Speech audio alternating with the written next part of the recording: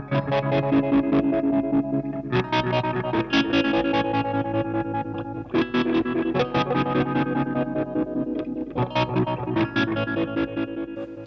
everyone. I'm going to be talking a bit more about organising your electronics. I did a video a few years ago about how I came up with this cabinet here and the values that I'm storing my resistors and capacitors in these drawers. And I would recommend watching that video because you can see how I've set it up, and I go into some of the more common components that you can get when you're building guitar pedals. But in this video we're going to be looking at this cabinet back here. There's actually two of them, there's one up here as well, and how I've set that up for the web store, because for the web store it needs to be, the components need to be labelled accurately, and that I need to be able to find them quickly, because when I'm putting an order together, obviously I don't want it to take a lot of time, and I want it to be done accurately. So I've meticulously set this cabinet up. Now this might not be how you'd set your cabinet up at home, but it might give you ideas on how you can set it up as well. And I'm also going to talk briefly about the actual cabinets too, because I'm seeing a huge difference with a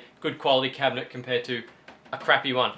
So there's a few ways that you can set them up too. Just before we look at that cabinet behind me, I just wanted to also mention, some people don't like cabinets. Some people, hobbyists, will put their components in a file, like a card file, or in plastic pockets, or the collector card type books that you can put cards in. You can put your resistors in those, or your components in those, and that's a great way to store them. A very compact way to store them as well. You can just slip it into your drawer, and you don't have to stare at it all day long. That's not going to work for me, unfortunately, because I've got so much in here that it wouldn't suit me. But if you've only got a small collection, or even if sounds like it might be the way to go, do a little bit of research into that. But I'm going to be talking about cabinet storage for this one, which is kind of two different methods, and some people sit on one side of the fence and other people sit on the other. It's personal preference. So first let's talk about the cabinet. This cabinet is plastic, and these little drawers are a very hard plastic. I've actually had one that jammed, and I couldn't get it open. I was pulling on it, and it actually shattered. That's how crap that plastic is. I could snap it just by pushing my fingers together like that. That's pretty bad. Whereas if we look at this cabinet up the top here, we take one of these drawers out. It's a soft plastic, and it's just not gonna break. Well, not as easily anyway. It's flexible, which is good when if you have a jam, if you've overpacked it, which happens sometimes, and you have a jam, it will sort of bend out instead of just shattering like this one does. And also the plastic, the actual cabinet is made. This is made of plastic. This is made of steel. So it just slides in a lot more smoothly. You can't see that drawer up there. Let me try that again. Like this one here, it just slides in effortlessly. This one, it's a bit more clunky, and this one's got rails that the drawer actually slides on, whereas this one doesn't. It's a bit clunkier, and if you were here and you actually played around with this one a bit and then played around with this one, you'd go, oh, that one is so much better to use than this one. And it's not just it's not just a matter of, oh gee, that's nice and smooth. Yeah, they don't get stuck as much as this one does. This one gets stuck. The drawers get stuck all the time. It's quite frustrating. So get yourself a good quality cabinet. I mean, I got this from an electronics shop and it was $30. I got this one online and it was $40. It's not much difference. And look at how many drawers this one's got. It's got a heap more than this thing. There's heaps more storage space. So have a look online. I think the brand is Reiko. It's a popular semi-serious cabinet. You know, 40 bucks. One thing it didn't come with actually was the dividers, which was a bit crazy. They were an extra $10, believe it or not, the dividers to divide the components up into different segments. It didn't actually come with that. They were another 10 bucks, but I'd still pay more than 50 for something like this than this piece of crap here, because it's just not a pleasure to use. The drawers are much smaller as well. They don't go back as far. So this is probably something that you'd get from a typical sort of electronics shop. I mean, look at that, you've got heaps more room in the actual drawer as well, so it's a lot deeper. So let's have a look at how I've actually set this up. You can probably tell by now that I've got this, it's pretty neat, the labelling on the front. I've actually tried to set it up a bit like I did with this cabinet, where all the resistors are in blue, all the capacitors are in green, and you know, a few odds and ends are in red, and then everything else is just handwritten. So they're sort of in, you know, category. They're categorized. So I've kind of tried to do this with this cabinet as well, but I've got a lot more going on with this cabinet than I do with this one. So let's take a close up of this and have a look at how I've set it up. Okay, so as you can see, I've actually printed these labels off, because this, another good thing about this cabinet is on the top of the drawer, if we can get that in the shot, there's actually a little slot for a card to go on the top, which is pretty cool. And I actually was handwriting these, and I thought, you know what, I'm going to actually print them because I can fit more. Speaking of getting one that's stuck, this one's a little overpacked, the MN308 drawer. Yeah, you can see you can fit a lot more on if you print it than you can if you handwrite it.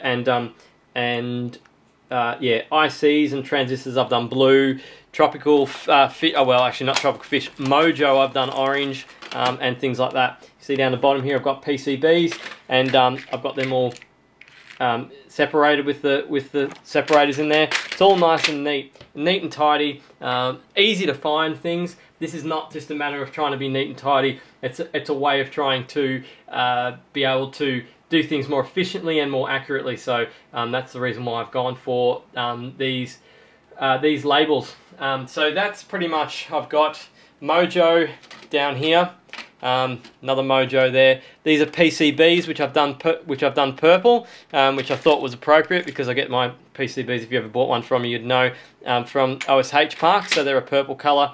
And then down the bottom, I've just got labels and Ziploc bags, ESD foam, TDA 7052s, diodes I've done red, and then up the top we have, I'll just have to adjust the camera. So up the top I've got the capacitors and resistors. Haven't changed the resistors yet because I'm getting more resistor values in, and I don't want to keep changing the labels on them. But I've had to separate these into individual values, as you can see, 10 nanofarad, 150 nanofarad, 220. They're in order from smallest to largest, 1 microfarad down the bottom and 1 nanofarad at the top. And because I'm pretty much selling on my web store now, I've settled with ECQV Panasonic capacitors, and for the box type I'm using the EPCOS type. I hope you can see that in the shot. I can't see the actual preview. But yeah, so 330 nanofarad. So if someone orders a 330 nanofarad capacitor, I just pull that drawer out now to see which one they ordered. Did they order Panasonic or did they order EPCOS? So they're both in the same drawer. That's why I was saying before that this is probably not specific to what you would use for your cabinet, but if you're going bulk, then it could be useful for you, because you're probably going to want to set your drawers up like this. You'd fit probably 100, maybe 150 in each of those compartments. So if you ordered over 150, it would be a tight squeeze. So another tip, if you are looking at going bulk, to order 150, if you want to know how much you'll fit in one of those drawers of both of those type and brand of capacitor, that's probably between 100 and 150. You probably fit more of the EPCOS ones because they're not quite as big with the leads as the ECQ ones. And then just down the bottom I've got the bulk stuff, because I've got these bulk ones a little bit cheaper than the individual ones. A couple of bulk ones, 100 nanofarad EPCOS by 25, so there's a drawer of those. And then the Kemet 1 microfarads I've got in there, and then the bags of 100 nanofarad Panasonics. And then I've just got all the Ziploc bags, bloody millions of Ziploc bags. You need them when you're posting out electronics regularly. Everything goes in a Ziploc bag and is labelled. So I'd definitely not use a cabinet that's like this. It's just a piece of crap. It's probably the sort that you'd find in a electronics shop. Make sure that you get one that's steel and has nice drawers, nice deep drawers, like I showed you before. You can get these from Mouser. I think RS Online has them as well. Any of those big retailers that are online retailers. I'm pretty sure I've seen them on eBay as well. So that's Raaco, R-A-A-C-O. It's a good cabinet. Yeah, recommend that one. So yeah, hopefully that helps you with your electronics, help you organise it, or maybe all this information is probably might be sort of a little bit too full on for what the electronic components you've got at home, but it's given you enthusiasm to get things looking nice and neat. So go get stuck into it, get all this stuff organised. It'll make assembling your builds and your and whatever it is that you're working on so much more pleasurable. You want to find a component, I need a 1 microfarad capacitor, bang, there it is. Nice and easy. That's the way I like it. Thanks for watching. Don't forget to subscribe for more do-it-yourself guitar pedal, electronics, and all that sort of related stuff. And thank you for watching.